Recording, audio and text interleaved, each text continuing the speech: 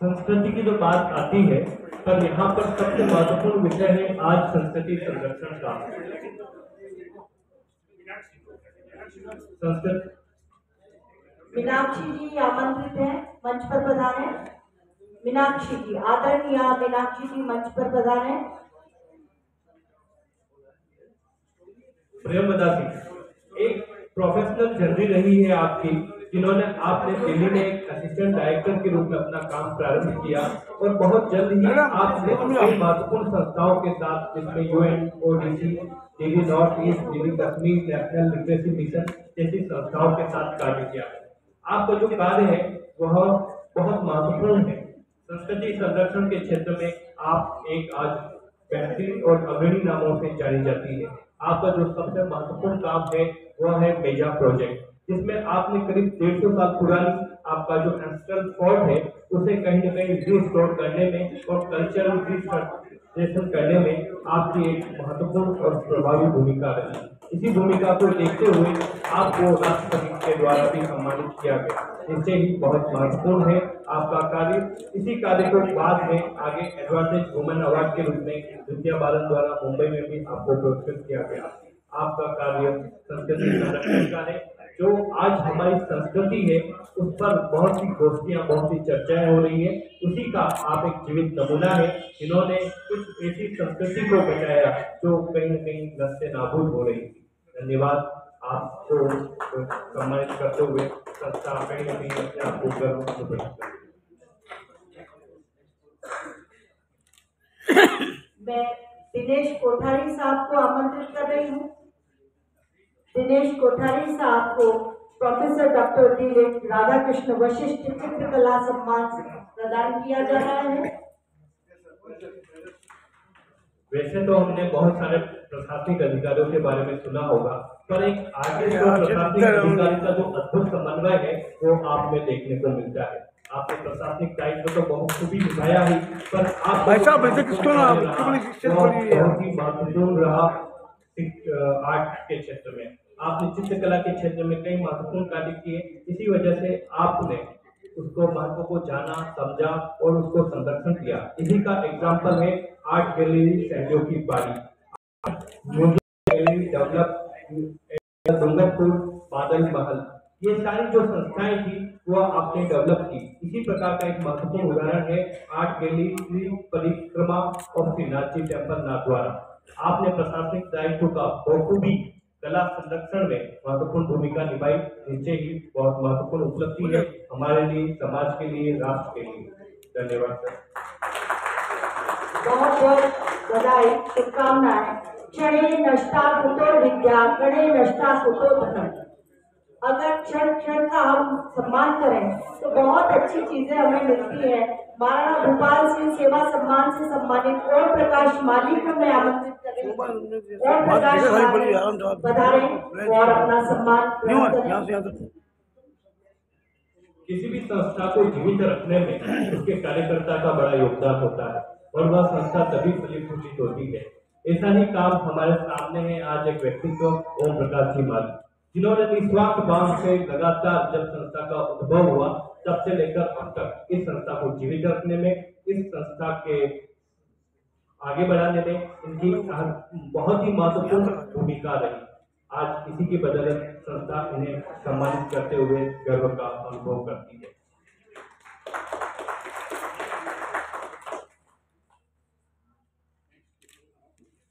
इसी कड़ी में, सम्मान की कड़ी में अब अवसर है रानी लक्ष्मी कुमारी चुंडावत लोक जन साहित्य सम्मान का, और निश्चय ही मुझे विशेष खुशी या विशेष गर्व का अनुभव तब होता है जब मेरी ही अग्रज या अग्रजा प्रमिला शरद व्यास को इस सम्मान से सम्मानित किया जा रहा है, जिसकी मधुर वाणी से इस कार्यक्रम का सम्मोहन बना हुआ है और यह प्रभावी तरीके से यह काम कर रही है।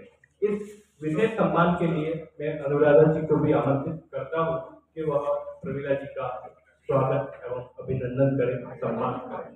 प्रमिला शरद व्यास, आप विगत आपकी शिक्षा MA और BEd है, आपका साहित्य में विशेष रुचि रही है।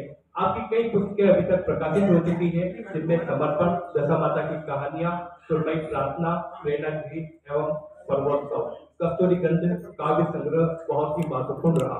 इसके अतिरिक्त आप हिंदी के अतिरिक्त राजस्थानी में भी लिखती हैं। राणा झीला घोषणा और कहानी संग्रह चू की चू जड़ दीनी चादरिया बहुत ही महत्वपूर्ण रही और कई संस्थाओं के द्वारा पुरस्कृत रही। आपके प्रसारण, आपकी मधुर वाणी का संबोधन केवल इस कार्यक्रम में नहीं बल्कि आकाशवाणी, दूरदर्शन, जयपुर जैसी महत्वपूर्ण संस्थाओं के माध्यम से भी जाता है। आपने कोविड के बाद और कोविड से पहले कई ऑनलाइन कार्यक्रम भी आपने संचालित किए और इस वजह से आपको कई संस्थाओं के द्वारा पुरस्कृत भी किया गया, जिसमें जिला राज्य स्तर की राजकीय संस्थाएं भी रही है। निश्चय ही यह बहुत ही महत्वपूर्ण समय है। हमें आपको सम्मानित करते हुए गर्व की अनुभूति होती है और साथ ही हम उम्मीद और आशा करते हैं कि आपका जो सहयोग और आशीर्वाद है या फिर समर्थन है वह यूं ही हमें आगे भी निरंतर मिलता रहेगा। प्रमिला सरसिया, साथ ही आपका एक काव्य पाठ भी है अभी, जिसे हम आपकी काव्य सर्जना को हम सुनेंगे।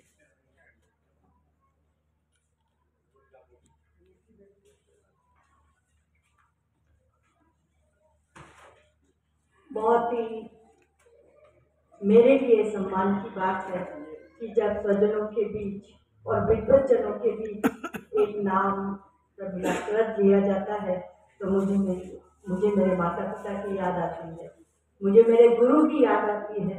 जब मैंने नूतन जी कविता कर बैठी है और उनके पिताजी के सानिध्य में ही मैंने एमजी कॉलेज से एमए किया था और उस समय में कालिका प्रसाद जी एक नाम था उदयपुर का।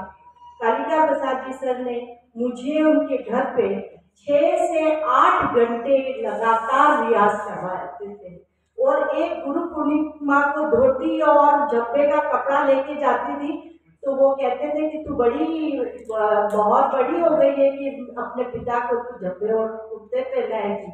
और उन्होंने एक चीज वो नहीं रखी, जो चाय बनती थी वो पिलाते थे, जो खाना बनता वो खिलाते थे। और उनकी पत्नी कहती थी कि अब तो उठो, संध्या टाइम हो गया, दीपक का टाइम हो गया, छोरी को घर जाने दो। पर एक ही तान को 25-25, 26-26 बार एमए में कई राग सीखे, लेकिन उनका सिखा हुआ दरबारी गाना, उसकी मुझे देश राग, उसकी मुझे ताना आज भी वैसी की वैसी याद है। जिस तरह से उन्होंने पलटे करवा कर मुझे याद करवाई थी, तो मैं उन गुरु को प्रणाम करती हूँ। बहुत सारे गीत, बहुत सारे पैरोडी करें, चाय पर मैं सुनाना चाहती थी पर मैं होली आ गई है तो होली का एक गीत आपको मैं सुनाती हूँ और चाय की 2 पंक्तियाँ सुनाती हूँ कि चाय ऐसी है।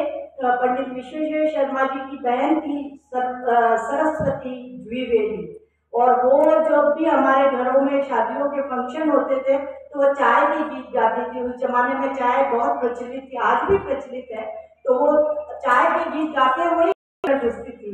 अरे ऐसी करी कमाल, बन बैठी दुनिया गुलाम, तेरा जादू बड़ा कमाल, बन बैठी दुनिया गुलाम। सब भर भर गिलास पिए, कपलेट देख कर जिए, सब भर भर गिलास पिए, कपलेट देख कर जिए। अरे तूने कैसा किया कमाल, बन बैठी दुनिया गुलाम। इसके बंद मैंने और 7 बढ़ाए, कभी फुर्सत में 7 बंद सुनाऊंगी। आज होली का महसूस सुना देती हूँ, माहौल थोड़ा रंग वाला हो जाए। बोलिए। फूलों से रंग चुरा कर आज सखी सब खेले होली में। फूलों से रंग चुरा कर आज सखी सब खेले होली में। खेले होली में सखी सब भीगे होली में। फूलों से रंग चुरा कर आज सखी सब खेले होली में। सदियों से चलता आया ये मौसम, मन को बड़ा ही लुभाया ये मौसम। सदियों से चलता आया मौसम, मन को बड़ा लुभाया मौसम। रंग रंग में नयाया मौसम, गहरे रंग लगाया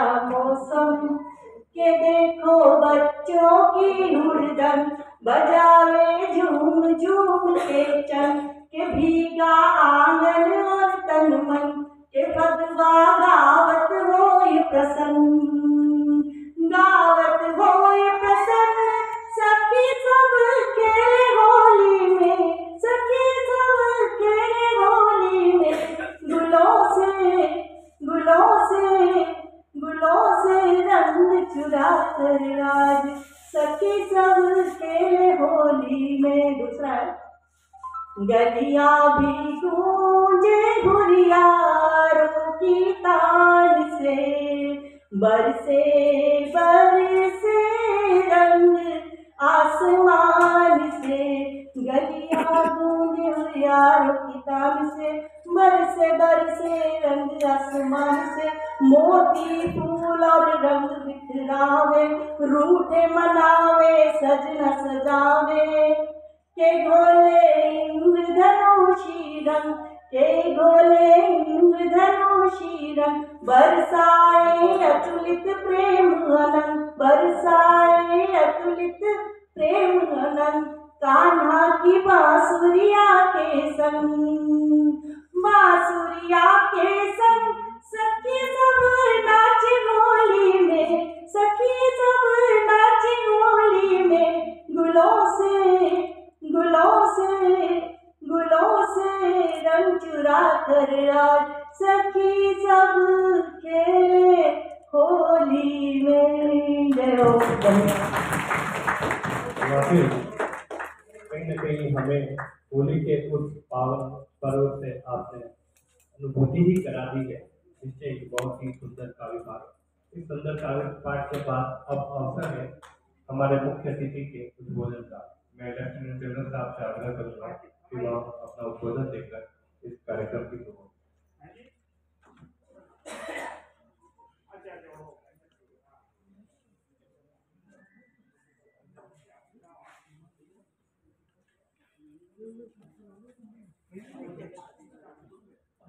ओम ओम जुसः ओम भूर्भुवः स्वः ओम त्र्यंबकं यजामहे सुगंधिं पुष्टिं वर्धनम् भगवान् वंदनान् मृत्योर्मुक्षीय अमृतात्। ओम स्वभूभुः ओम सजुः ओम। एकलिंग जी को नमन करते हुए एकलिंग जी के दीवान महाराणा भूपाल को भी नमन करते हुए आज मैं यहाँ पर आपके सामने उपस्थित हूँ। महाराणा भूपाल के बारे में काफी कुछ आचार्य जी ने उनके संबोधन में बताया। यहाँ विराजमान जो हैं उनको भी काफी कुछ उनके बारे में मालूम होगा, लेकिन यहाँ पर क्योंकि हम उनके 139वें जयंती पर एकत्रित हुए हैं तो थोड़ा सा और उनके बारे में बोलना वाजिब है। इस चीज में कहीं थोड़ी अंग्रेजी में बोल दूंगा क्योंकि हमारे मित्र थोर भी है यहाँ पर, और I try and include a bit of English here and there.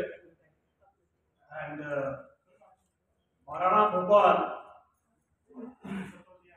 born on 22nd February 1884। अब अंग्रेजी में 22 फरवरी है तो अपनी तिथि थोड़ा आगे पीछे हो सकती है, लेकिन इसी महीने फरवरी 1884 में उनका जन्म हुआ था। और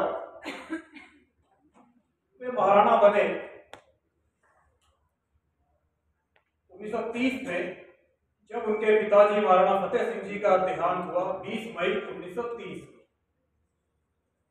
महाराणा फतेह सिंह जी उस समय 80 वर्ष के थे। अब महाराणा तो बने 1930 में महाराणा भूपाल, लेकिन लगभग 1920-21 से ही उन्होंने अधिकतर कार्यभार संभालना शुरू कर दिया। इसके दो कारण थे मुख्य तौर पर। एक, महाराणा साहब फतेह सिंह जी की उम्र भी 70-71 से आगे बढ़ रही थी। दूसरा, उन दिनों मेवाड़ में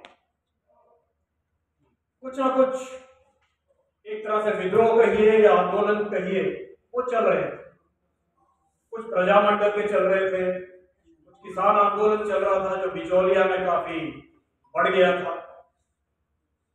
तो अंग्रेजों ने सोचा, अंग्रेजी सरकार ने सोचा कि महाराणा फतेह सिंह जी से ये सब कंट्रोल नहीं हो रहा है, तो महाराणा भोपाल को थोड़ा पहले महाराणा बना दिया जाए। तो उन्होंने आग्रह किया महाराणा फतेह सिंह जी से कि आप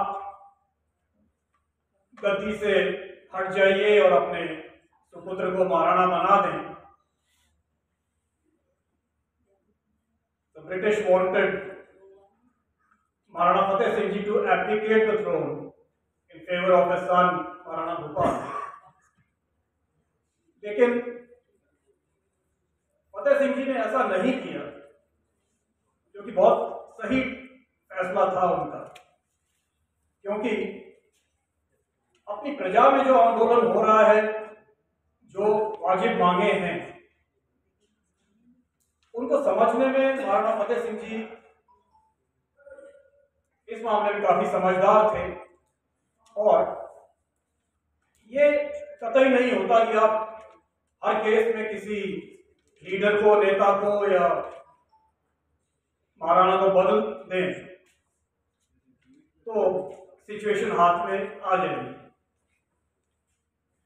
वर्तमान का एक उदाहरण अगर मैं दूं,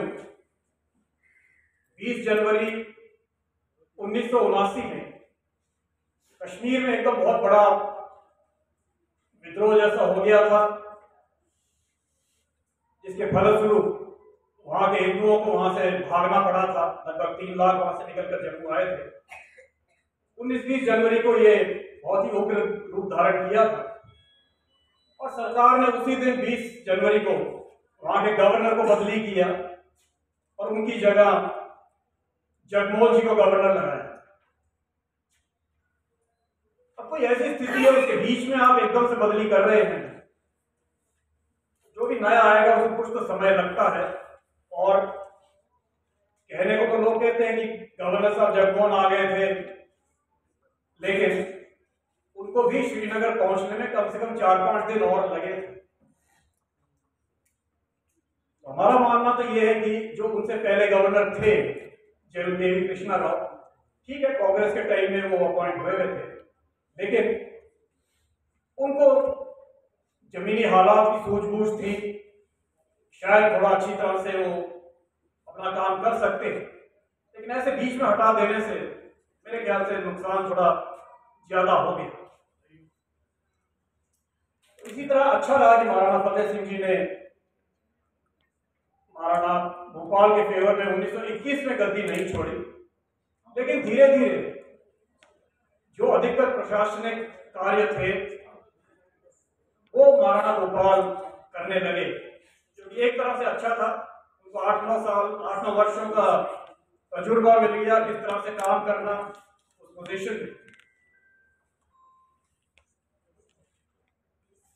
महाराणा भोपाल जब ये सब संभालने लगे तब उन्हें लगा कि जो प्रशासन में कुछ कमियां हैं या कुछ नए रिफॉर्म्स लाए जा सकते हैं, जिससे कि मेवाड़ का प्रशासन और अच्छा हो जाए, वो उन्होंने 1930-31 से ही शुरू कर दिया। अब याद रहे कि महाराणा भोपाल का जो पूरा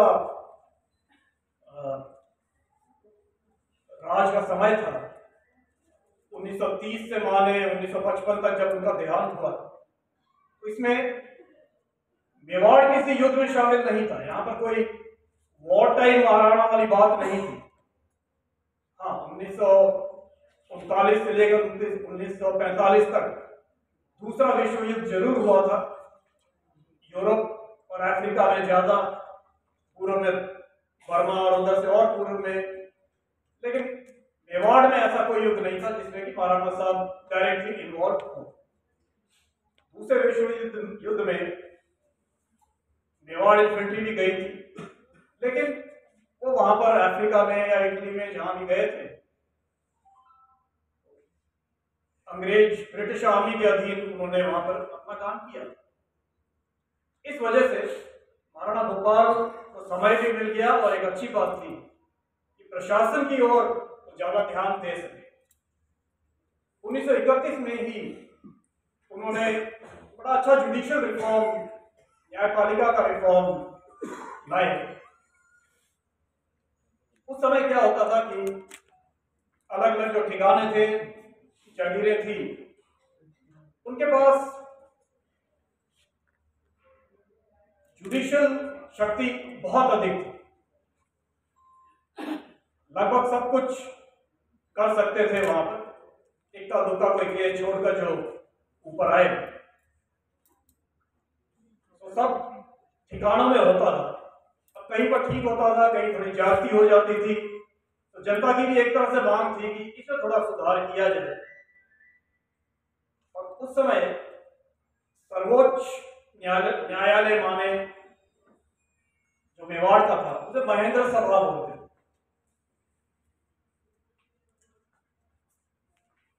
1931 में महाराणा भोपाल जो उस समय युवराज थे, महाराज के बाद थे, उन्होंने ठिकानों के पास जो शक्तियां थी, जुडिशियल शक्तियां, उनको थोड़ा कम किया। और सिविल सूट्स भी जो थे वो 10,000 रुपए तक की लागत के आप ठिकानों में फैसला दे सकते थे, फैसला दे सकते हो, ऐसी प्रथा उन्होंने लाई। उससे अधिक कुछ हो तो वो राजधानी उदयपुर में ही उसका निपटारा होगा। और महेंद्र सभा का थोड़ा सा सुधार करके एक चीफ कोर्ट उन्होंने एस्टैब्लिश किया। उसे कह सकते हैं एक तरह से अपना मेवाड़ का सुप्रीम कोर्ट मान लीजिए।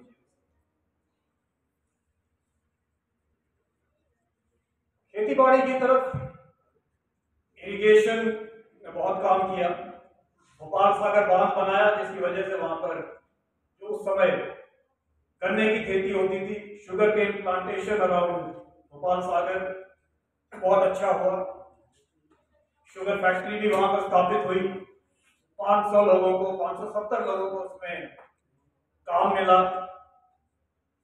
थोड़े से दुख की बात यह है कि आजकल ये वहां पर नहीं चल रही है, क्योंकि पानी किसी वजह से आना थोड़ा कम हो गया था।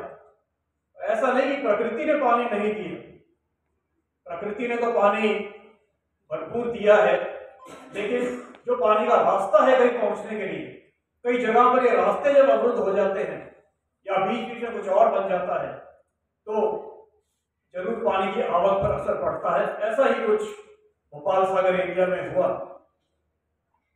वहीं पर थोड़ा आगे चल के 1933 में उन्होंने मेवाड़ ऑयल मिल्स भी बनाई, जिसमें फिर लगभग 70-80 लोगों को काम मिला। और एक तरह से इंडस्ट्रियलाइजेशन की तरफ भी काफी ध्यान दिया। भीलवाड़ा में तो कपड़ा उद्योग, धागा बनाना, कपड़ा बनाना लगभग 1905 में शुरू हो गया था, लेकिन महाराणा भोपाल ने उसको और आगे बढ़ावा दिया। और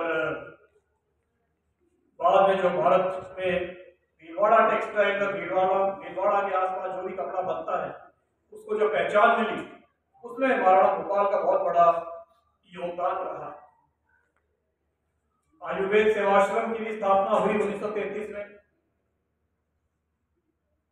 जावर माइंस जो लगभग 1100-1200 ईस्वी से किसी न किसी हाल में चल रहा था, उसको भी थोड़ा मॉडर्नाइज किया, आधुनिकीकरण किया उसका।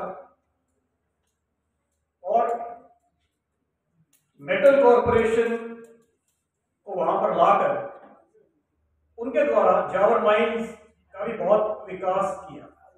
ये मेटल कॉर्पोरेशन एक प्राइवेट कंपनी थी। इन्होंने लगभग 1945 से लेकर 1966 तक जावर माइंस एरिया को ऑपरेट किया है। 1948 के लगभग यहाँ पर प्रोडक्शन लेड का वार्षिक 700 टन, जिंक का 1600 टन, ये 1948 तक पहुंचा दिया। उसके बाद और निरंतर बढ़ता गया और 1966 में हिंदुस्तान जिंक जो उस समय सरकारी अनुक्रम होता था, उन्होंने इसको टेक ओवर कर लिया। अपने मंत्रालय में उन्होंने एक डिपार्टमेंट ऑफ इंडस्ट्रीज भी एस्टैब्लिश करी 1943 में। तो ये जो आगे की सोच है महाराणा भोपाल की, इसने मेवाड़ को काफी आगे बढ़ने में सहायता दी। शिक्षा के बारे में आचार्य जी ने बता दिया है, तो मैं और कुछ नहीं कहूंगा। चिकित्सा की सही याद रहे कि लगभग 1945 के आसपास पूरे मेवाड़ में 16 डिस्पेंसरी ही होती। आज शायद हर एक तहसील में आपको 20-25 डिस्पेंसरी तो मिल जाएगी।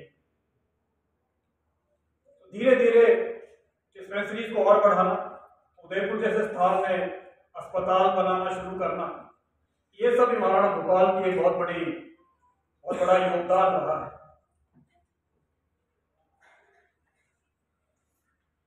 उस जमाने में 1930-40 के समय की मैं बात कर रहा हूं, मेवाड़ में जो पैसा चलता था, करेंसी चलती थी, तो बहुत ही अलग अलग किस्म की थी।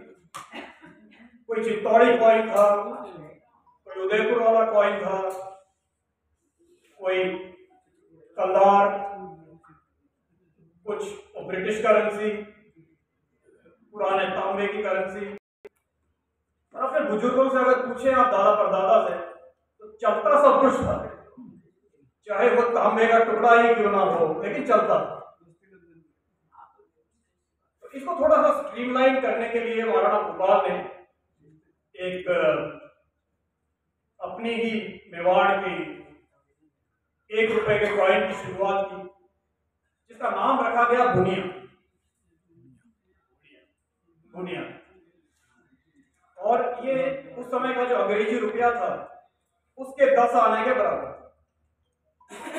एक तरफ से थोड़ा फॉर्मलाइजेशन ऑफ करेंसी उन्होंने शुरू करी, और 1941 में Mewar coinage act, Mewar coins act, currency act बोल सकते हैं आप, वो बनाया गया। और जो अपना चित्तौड़ वाला कॉइन था, चित्तौड़ी कॉइन, वो और कलदार, इन दोनों को ही प्रमुख मान्यता दी गई। प्रमुख इसलिए कह रहा हूं कि गांव में या पर्सनल एक दूसरे से लेन देन में फिर भी काफी कुछ और भी चलता था, लेकिन प्रमुख करेंसी इन्हीं को बनाया गया। जो चित्तौड़ी रुपया था, उसके ऊपर लिखा था चित्रकूट-उदयपुर। चित्तौड़ शब्द है वो चित्रकूट से ही लिया गया है। पुराना अपना चित्रकूट-उदयपुर कॉइन पे लिखा हुआ था। और क्योंकि उस समय हम ब्रिटिश के अधीन थे, तो कॉइन पर दोस्ती लंदन ये भी लिखा गया।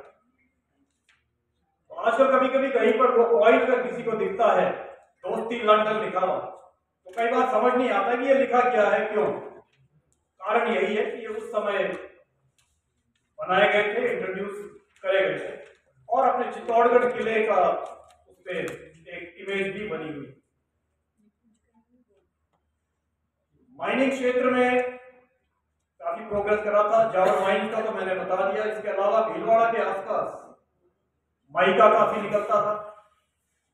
भीलवाड़ा और उदयपुर के आसपास सोपस्टोन का काम शुरू कराया, जो आज काफी चरम पर है। जो हमारी नगर परिषद है, आज का नगर निगम है, 1945 में उदयपुर म्यूनिसिपल एक्ट भी लाया, जिसके तहत सबसे पहले अपना नगर परिषद एस्टैब्लिश किया गया था। तो ये जाहिर करता है कि शहर की अच्छी देखरेख की ओर भी उन्होंने ध्यान दिया, और इसे 1945 में एस्टैब्लिश कर दिया था। 1947 या 1946 आते आते ये तो साफ हो रहा था कि भारत को स्वतंत्रता मिलने वाली है। चॉइस, या तो भारत ज्वाइन करिए, पाकिस्तान ज्वाइन करिए, या स्वाधीन भी रह सकते थे। लेकिन स्वाधीन रहने के लिए 2 शर्तें थी कि उस राज्य की आबादी कम से कम 10 लाख हो और वार्षिक रेवेन्यू कम से कम 1 करोड़ रुपए, 10 मिलियन रुपीज पर ईयर। इन दोनों पैमानों पर भी मेवाड़ खरा उतरता था, स्वाधीन रह सकता था। लेकिन कोई और छोटे छोटे राज्य जैसे किशनगढ़ हुआ, शाहपुरा हुआ, वो स्वाधीन नहीं रह सकते थे क्योंकि वो ज्यादा छोटे थे, इतनी आबादी नहीं थी, इतना रेवेन्यू भी नहीं था। इनफैक्ट 1947 के शुरुआत में अंग्रेजों ने एक मुहिम चलाई थी 1946 और 47 के शुरुआत में, जो ज्यादा छोटे किंगडम्स हैं, स्मॉलर किंगडम, उनको पड़ोस वाली थोड़ी बड़ी वाली जो किंगडम है, बड़ा राज्य है, उसमें सम्मिलित किया जाए। इसी दृष्टि से किशनगढ़ और शाहपुरा जो भीलवाड़ा के पूर्व वाला है, इनको अजमेर में शामिल करने का प्रस्ताव अंग्रेजों ने लाया। तो हो भी जाता, लेकिन उस समय जो हमारा यहाँ पर प्रजामंडल भी थी और एक तरह से महाराणा साहब का जो कैबिनेट था, उन्होंने अंग्रेजों से ये बात कही कि अब स्वतंत्रता आने वाली है, उसी समय जो विलय होना होगा कर लेना, अभी क्यों इनको अलग करते हैं, अगर मिलाते हैं। मुख्य कारण यह था कि शाहपुरा वैसे तो मेवाड़ का ही भाग था। मेवाड़ महाराणा ने ही शाहपुरा दरबार जो थे उनको जो कुछ दिया था, जो कुछ स्वतंत्रता एक तरह से थी वो दी थी। हालांकि सुजरेनिटी फिर भी मेवाड़ की थी, तो इसलिए उसको थोड़ा सा स्थगित कर दिया। अब भारत को स्वतंत्रता तो मिल गई 1947 में, लेकिन वो निर्णय अगस्त 1947 में नहीं हुआ था कि मेवाड़ स्वाधीन रहे या किसको ज्वाइन करे। लगभग 10 अगस्त 1947 के आसपास बीकानेर ने तो अपना फैसला दे दिया था लिखित में, साधु सिंह जी ने लिखित दे दिया था कि वो भारत में सम्मिलित हुए। एक मेवाड़ में क्योंकि स्वतंत्र रहने के लिए भी काफी लोग बोल रहे थे, अपनी प्रजा का भी काफी उसमें ये विचार था, तो कुछ महीनों तक काफी विचार विमर्श चलता रहा। उस समय यदि आपको याद है तो 1946 में मेवाड़ का एक नया कॉन्स्टिट्यूशन भी बन गया। नए कॉन्स्टिट्यूशन के तहत अप्रैल 1948 में इलेक्शन होने थे मेवाड़ की कैबिनेट के लिए। तो अगस्त 1947 और लगभग मार्च 1948 के बीच में काफी विचार विमर्श हुआ और उसके बाद में यह फैसला लिया गया महाराणा साहब द्वारा कि भारत में मिलना ही मेवाड़ के लिए अच्छा रहेगा, और अप्रैल 1948 में वो वाले चुनाव नहीं कराए गए और भारत में विलय करने की सहमति देकर ये निर्णय लिया। महाराणा भूपाल का बहुत बड़ा योगदान रहा है मेवाड़ के लिए ही नहीं, अपितु पूरे भारत के लिए।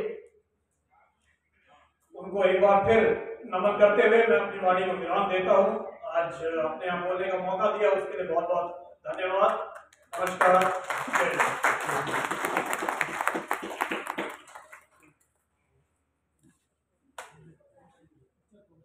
बहुत बहुत धन्यवाद और बहुत ही गहरी भावपूर्ण बातें, ऐसे तथ्य जिन्हें हम जानते नहीं हैं, उन तथ्यों को इस तरह से सरलता से सरलता से उजागर करना मैं धन्यवाद देती हूँ। और आपका उद्बोधन बहुत ही प्रशंसनीय, सराहनीय। अगली कड़ी में हम जा रहे हैं पुनः एक राष्ट्रीय कवि को सुनने। हमारे बीच हैं श्री निदान जी चारण साहब, मैं इंतजार कर रही थी और आप पधारे और अपनी ओज की कविता से और अपनी सरस कविताओं से मंच को और हमारे सभागार को गुंजित करें।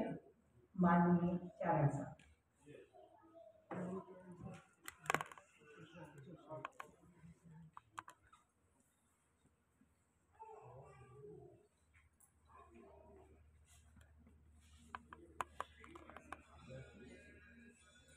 साहब रोज भोजन के बाद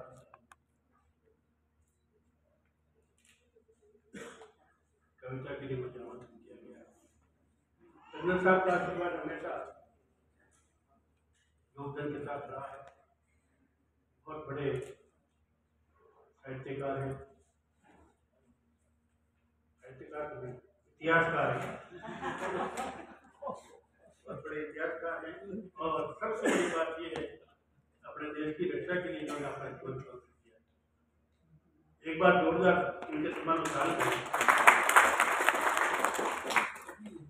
मैं समय है 10 मिनट का है। मैं इसी मूल रूप से बीकानेर देश को रहने वाला हूँ। मुझे सौभाग्य मिला पिछले 40 साल से व्यवहार की इंग्लिश में रहने का। पेशे से अध्यापक रिटायर हुआ मित्र से। तो मुझे एक घटना याद आती है, वो बताकर फिर आगे व्यवहार किया। मैं पंचायत समिति महावी में टीचर लगा कर्नल साहब। वहाँ जंजेला करके एक गाँव, उस गाँव में 4th क्लास में ऐसा दिसंबर महीना था जून में। और क्या हुआ साहब, अचानक एक लड़का खड़ा हुआ, बोला मान साहब वाना है नहीं। अब मैं बार बार करने वाला समझे कि वाना किसे कहते हैं। वो भाषा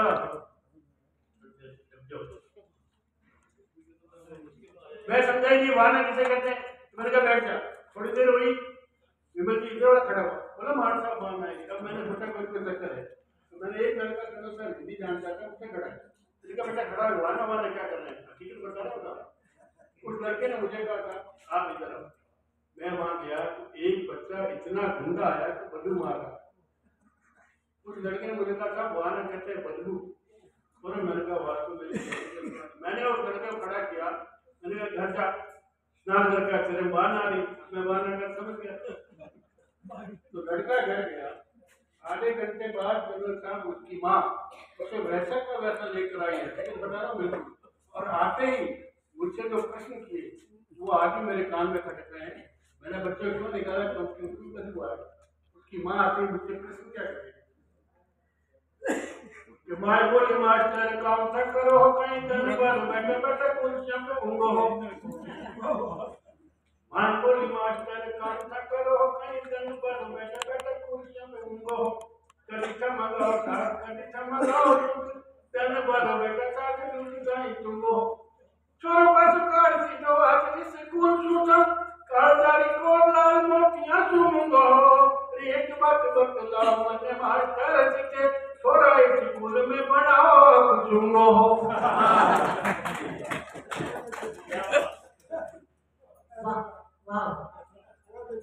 आओ मिलकर वीर प्रसूता इस माटी को नमन करें। आओ मिलकर वीर प्रसूता इस माटी को नमन करें। कट जाए भले पर झुके नहीं उस परिपाटी को नमन करें। काट काट हरी मुंडों को जहाँ धरती रक्त चढ़ाई थी। समरांगण सिर मोर धरा अलगी घाटी को नमन करें। अलगी घाटी को नमन वीर धरा मेवाड़री। हुसैन राव बहुत दिलाते हैं। वीर धरा मेवाड़री कर न सके कोई होड़। अरे भीला फाटा सुन दिया तो मारा मुंह मोड़। भीला फाटा सुन दिया तो मारा पर पन्ना गर सहती नहीं। पन्ना गर सहती नहीं। निज सुख को संताप देश कथा सुलाव दो महाराणा प्रताप। और 2 मिनट की रचना आज जो महोत्सव मना रहे हैं जिनके नाम से सम्मान किया जाता है।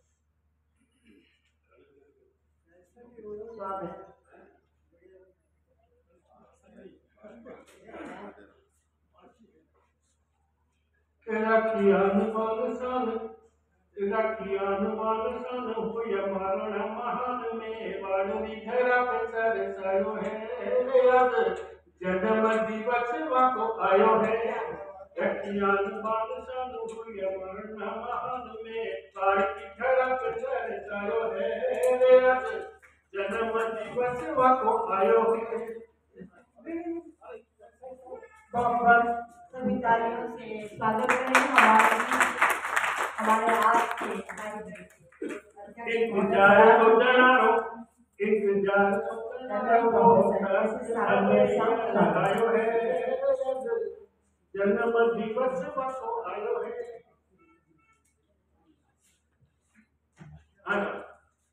जिनका मैंने कभी से इंतजार था और मेरा भी सौभाग्य है कि मैंने कविता का शुरू किया उससे पहले आप ये सौभाग्य की बात है कि आपका कविता मेरी कविता बाहर पहुंची तभी एक सही बात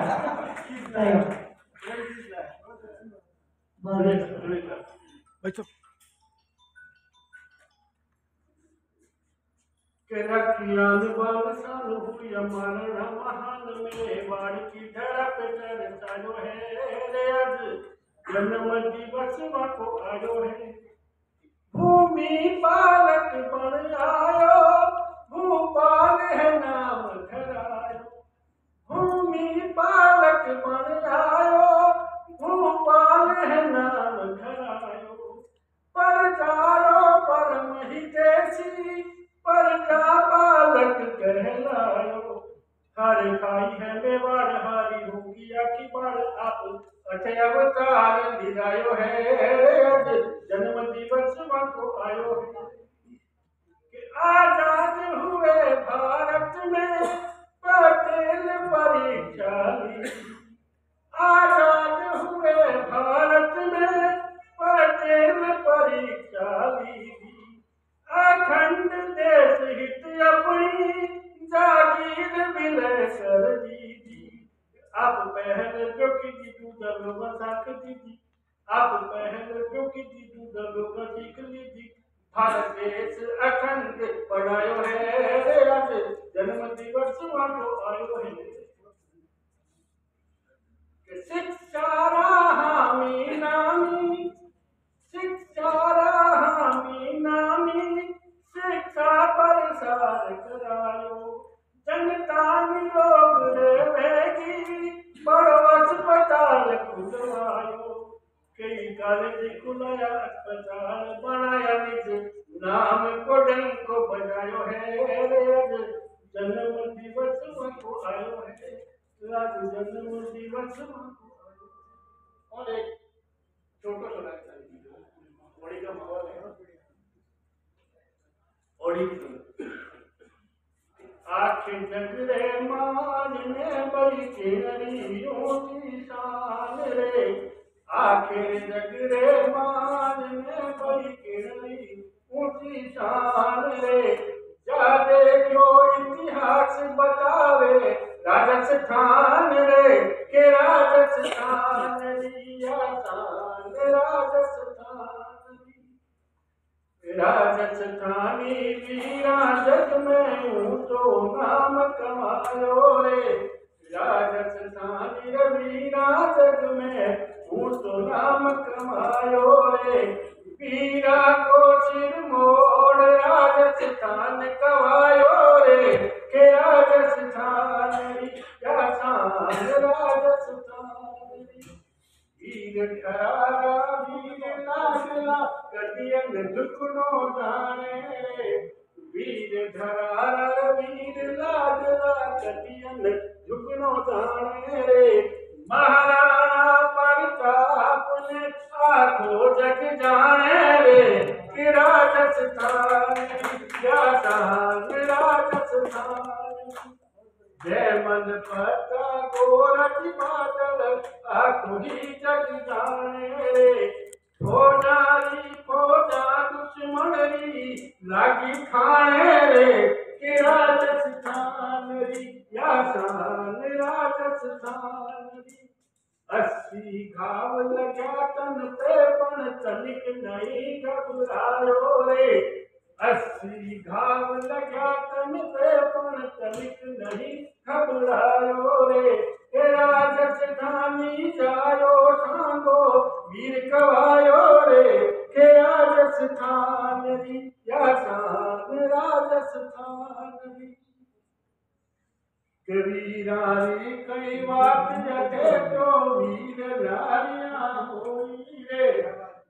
नारी कई बात रखे तो गिरनारिया होई रे आन बचावन काज चिता पे चगन सोई रे के राजस्थान राजस्थान रणभूमि रे बीच चूंडे जग से नान मंगायो रे रणभूमि रे बीच चूंडे जग से नान मंगायो रे कायर तालक पति रिहाई शीश भिजायो रे के राजस्थान राजस्थान